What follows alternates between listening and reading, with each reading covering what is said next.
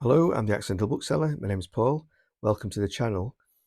I thought today I'd just do a quick few minutes on what my reading plans are for October. I know other Booktube channels do that sort of thing and they can be quite interesting.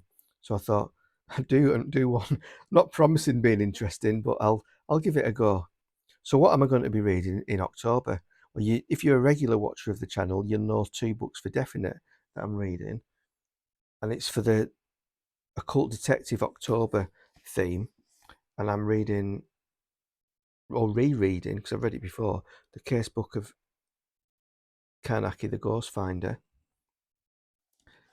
This one is, if you can imagine Sherlock Holmes, and people visit Sherlock Holmes, and they'll have the various problems, or maybe a crime has been committed, or there's a mystery that they want solving to do with a relative or a particular situation, and Holmes and Watson will help them.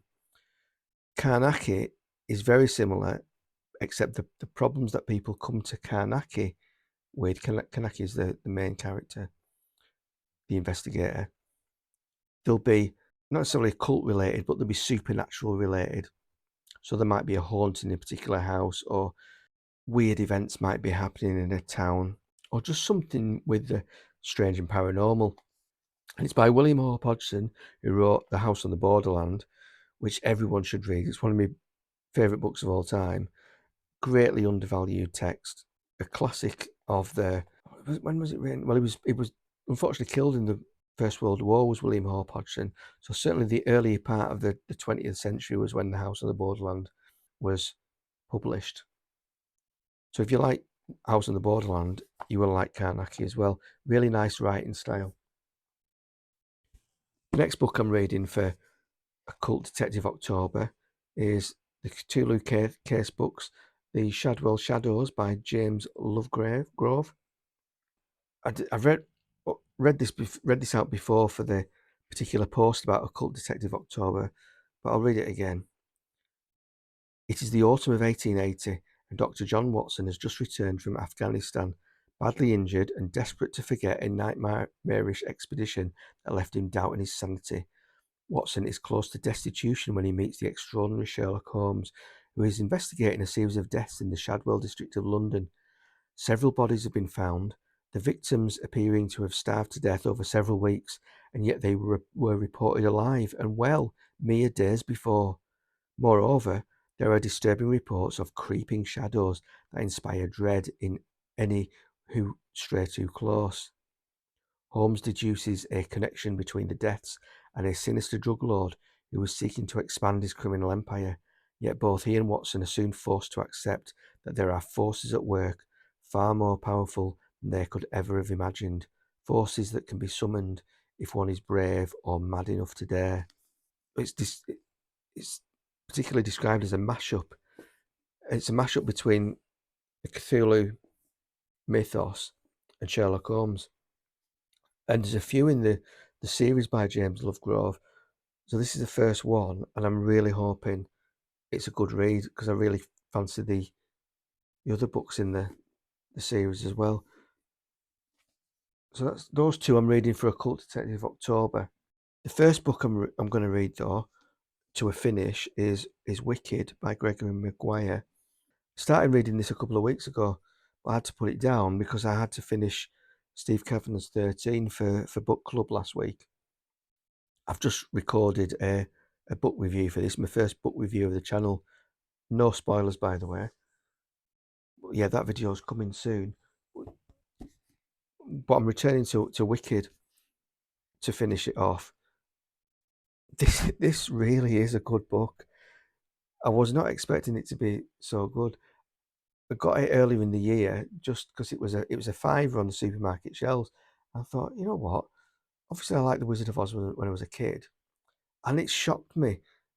It really has shocked me, because I thought it was going to be some kind of sort of YA children's book, nice read type thing, but you couldn't have kids reading this because of the adult themes at times in it, and it's just a quality fantasy read. Well, so far anyway. Page 151 at the moment. So I've got that to finish. I've got those two, Occult Detective October. My next one is a thin book because I've got a couple that I said I would read in the mid-year tag that I did.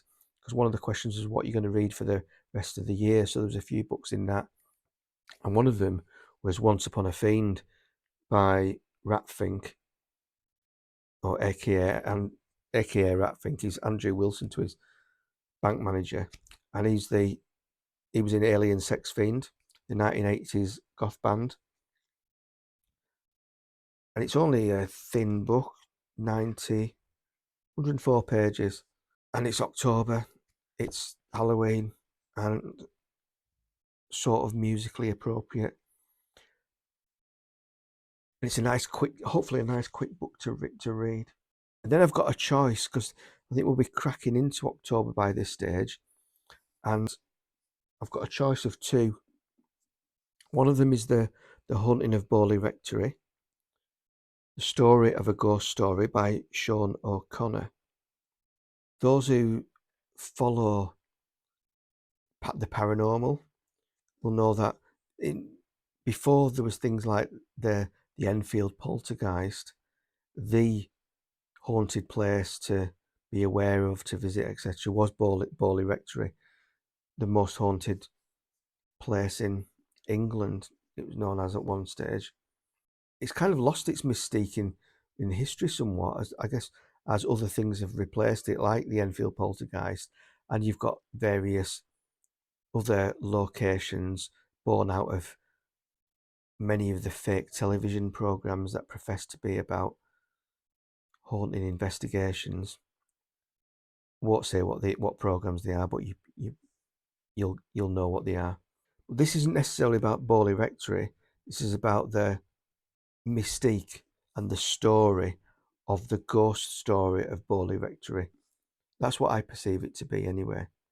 And it's quite a meaty tome. It's 400 pages plus. And I've been looking forward to reading this, and I've kept it back for October stroke early November, and that's on the agenda. And the other book where I'm going to choose between, I don't know whether I'm going to choose between Bowley Rectory and this particular book, or whether I'll get to choose both or read both, but it's The Exorcist 50th Anniversary Edition.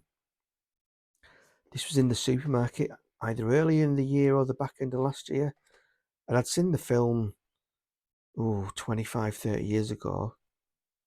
Didn't find it in the least bit scary, but I don't find horror films scary, as I've said on a post before. I enjoy the appreciation of the mind that creates horror stories rather than being afraid of anything related to what's in the horror stories.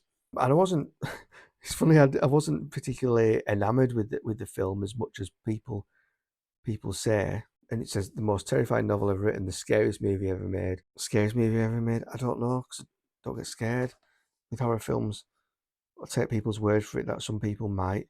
But I know that it's a classic book by William Peter Blatty. It could be a distinctly better book than I took the film to be. But it was on the supermarket shelf for a fiver.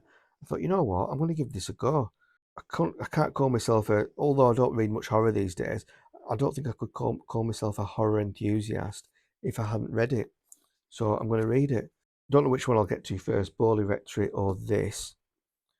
I'm probably going to sink into November to finish them both.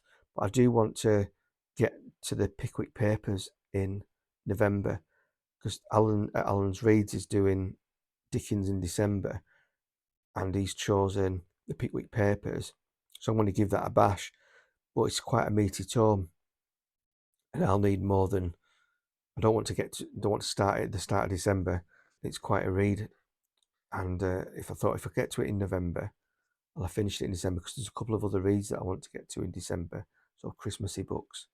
So those are my reading plans for October, going into early November. What are you reading in October? Do you go down the spookier route, or do you just carry on reading what you read all year?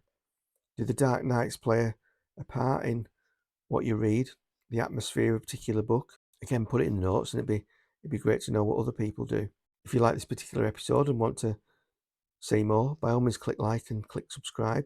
It'd be great if you join me on other videos, and I'll see you next time, hopefully. Thank you very much. Goodbye.